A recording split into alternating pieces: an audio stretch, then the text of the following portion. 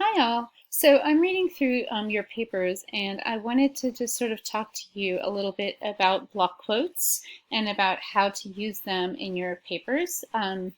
We have so much literature to get through, and as a lot of you have remarked upon, we have left out some really important authors. So I definitely didn't want to spend any of our valuable class time talking about this, but it is important, and especially if you're an English major, which a lot of you are. So I pulled up this website, and this is Western Oregon University.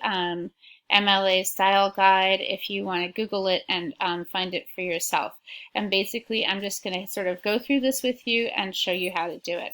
So if you're quoting prose, basically what you want to do is if you have more than, I would say like 3 or 4 lines, this one says 3, yeah, no longer than 4 lines of prose, I would put it into a block quote. And to do a block quote, you don't use the quotation marks, right? You just take those out, and instead you push tab, and then you provide your quotation, and then the author and the page number if you have one.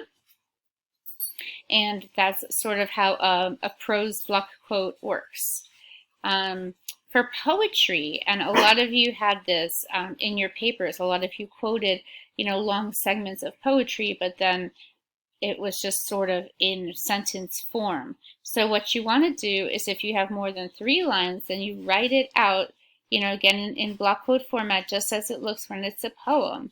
And if you have fewer than 3 lines, then you would write a line and put like a dash after it. Let me see if I can find an example of that for you guys in here.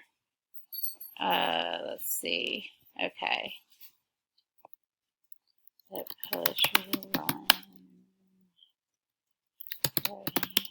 Okay, so if you quote a single line of a poem, if you quote 2 or 3 lines, use a forward slash to mark the line breaks, okay?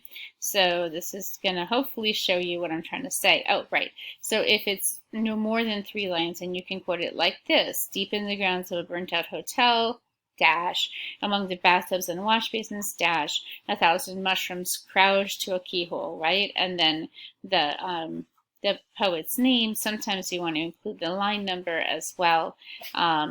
And you can ask your instructors what their preferences are.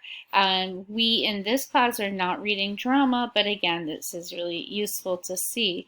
And basically the rule of thumb is that if you have longer than 3 lines of anything, you want to block quote it out so that it's not sort of right in the middle of your sentences, and and your reader can tell that there's going to be a big chunk of text from your primary text, coming up that they should pay attention to.